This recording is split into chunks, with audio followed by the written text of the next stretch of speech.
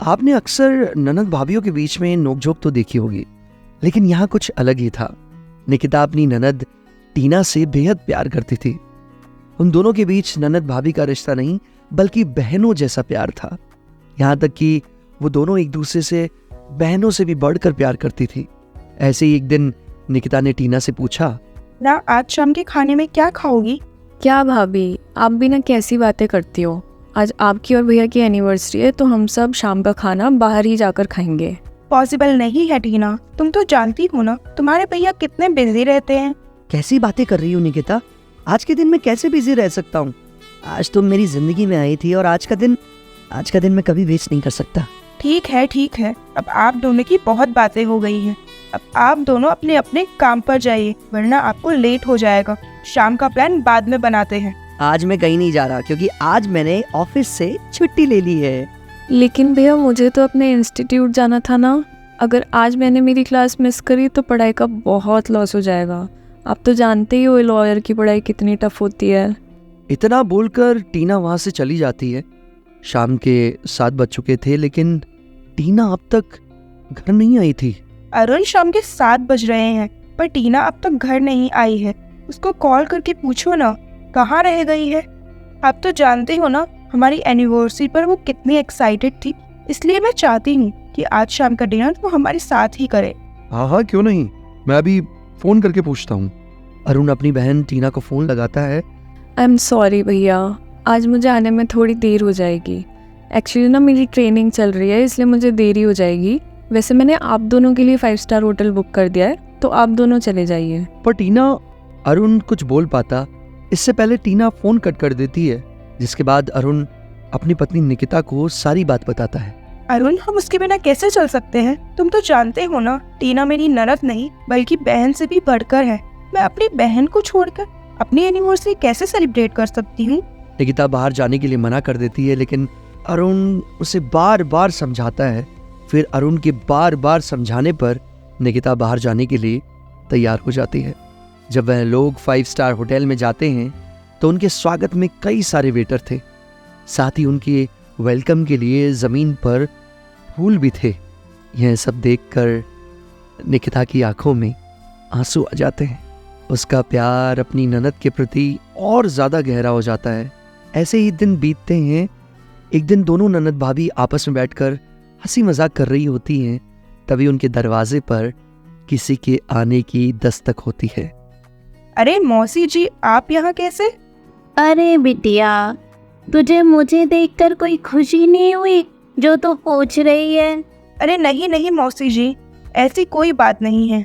अब बिना बताए आ गई ना अचानक से, इसलिए पूछ लिया था। अब बाहर क्यों खड़ी हैं? अंदर तो आइए। निकिता मौसी जी का सामान लेकर उन्हें अंदर सोफे पे बिठा देती है और रसोई से पानी लेकर मौसी जी को देती है। और बताओ बिटिया, घर में सब ठीक ठाक? कोई दिक्कत तो नहीं है ना? दामाद जी प्यार तो करते हैं ना? हाँ मौसी जी, यहाँ सब अच्छा है। इस घर में मुझे कोई दिक्कत नहीं है। बहुत ही प्यारा परिवार है। प्यारी सी बहन जैसी ननद मिली है। बहुत अच्छा। चल बिटिया, हम थोड़ा आराम कर लेते हैं, सफर से थक गए हैं। निकिता मौसी जी को उनके कमरे तक छोड़ देती है और फिर निकिता अपना काम करने चली जाती है। रात होती है, सब खाना खाने आते हैं। निकिता टीना को बहुत प्यार से खाना खिला रही थी।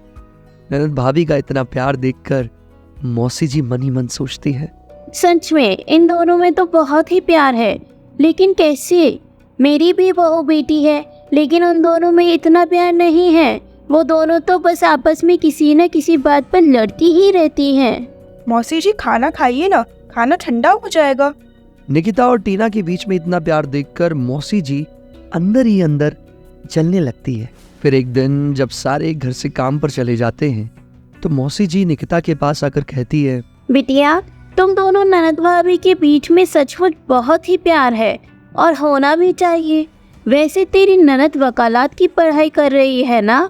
जी मौसी जी, टीना लॉयर बनना चाहती है और यही मेरा और अरुण का भी सपना है। वैसे एक बात बोले, बुरा मत मानना, हम तो तुम्हारा भला ही चाहते हैं।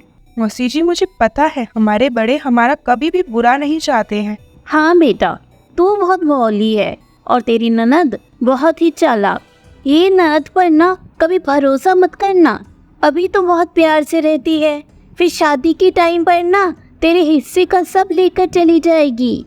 अरे नहीं मौसी जी, हम दोनों में बहुत प्यार है और उसके बीच पैसा कभी नहीं आएगा। अरे बेटा, ये लायर लोग ना बहुत चालाक होते हैं, इनको कानून के साथ खेलना बहुत अच्छे से आता है। तो देखना, तेरी ननद अपने ससुराल में हिस्सा लेगी और साथ ही साथ तेरे घर में भी हिस्सा लेगी। नहीं मौसी जी, ऐसा नहीं है। मैं तो कहती हूँ तो इसकी शादी किसी गरीब घर में करवा दे। नहीं मौसी जी, टीना के बारे में ऐसा मत बोलिए ना। अच्छा बेटा, तू बहुत भोली है, मेरा तो फर्ज था तुझे समझाना। बिटिया, बाकी तेरी मर्जी। इतना बोलकर मौसी जी चली जाती है, लेकिन निकिता ने मौसी जी की बातों पर ज़्यादा ध्यान नहीं दिया और वो टीना को फिर से ऐसा ही प्यार करती रहती है जैसा पहले करती थी। दिन गुजरते हैं और गुजरते दिनों के साथ साथ मौसी जी आए दिन टीना के खिलाफ निकिता के कान भरती रहती है। अब निकिता भी मौसी जी की बातों पर थोड़ा थोड़ा भरोसा करने लगती है और टीना से थोड़ी नाराज़ रहने लगती है।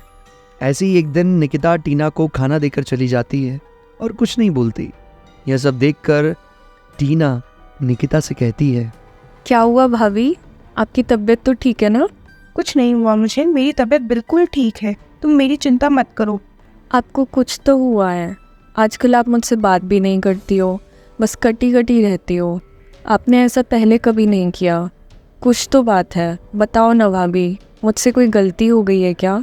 तुम्हें जानना है ना कि मैं तुमसे इतनी कटी कटी क्यों हूँ? क्योंकि मुझे तुम्हारी चिंता होती है। अब तुम्हारी शादी की उम्र हो गई है और तुम शादी नहीं कर रही। बस इतनी सी बात के लिए आप मुझसे गुस्सा हो गई हो? अरे, जैसे ही मेरी लॉ की पढ़ाई ख़त्म होगी मैं आपकी पसंद से शादी कर लूँगी। आप इतनी चिंता क्यों करती हो? इतना बोलकर टीना वहाँ से चली जाती है। देख लिया ना, मैं ना कहती थी तेरी ननद बहुत चालाक है। आज शादी के लिए मना कर रही है, कल अपना हिस्सा मांगेगी। इतना बोलकर मौसी जी अपने कमरे में चली जाती है और निकिता अपने घर के कामों में लग जाती है। ऐसे ही दिन बीतते हैं और टीना की लॉ की पढ़ाई भी खत्म हो जाती है। अब टीना घर में ही रहने लगती है। ऐसे ही एक दिन घर में सभी लोग बैठकर बातें कर रहे थे। बातों बातों में निकिता बोलती है, अब तो तुम लॉयर बन गई हो, पता नहीं कितने लोगों के घर जोड़ोगी और तोड़ोगी और कितने लोगों को उनके घर में हिस्सा दिलवाओगी। वैसे एक बात तो बताओ टीना, क्या तुम अपने मायके से भी हिस्सा लोगी? हाँ भाभी, अब तो मैं लॉयर हूँ, सबसे पहले तो मैं आप ही से हिस्सा लूँगी। टीना के इतना बोलते ही निकिता को मौसी जी की बातों पर यकीन हो जाता है और निकिता का प्यार टीना के लिए नफरत में बदल जाता है। ऐसे ही समय गुजर जाता है। निकिता टीना की शादी एक गरीब घर में करवा देती है। विदाई का समय आ जाता है। टीना सबसे मिल लेती है और जाते जाते निकिता की तरफ देखते हुए मन में कहती है, ऐसा भी क्या हो गया भाभी जो आप मुझसे इतनी नफरत करने लगी और मेरी शादी एक गरीब परिवार में करवा दी? इसका पता तो मैं लगा कर रहूँगी और एक बार फिर से हमारा रिश्ता सुधार कर रहूँगी।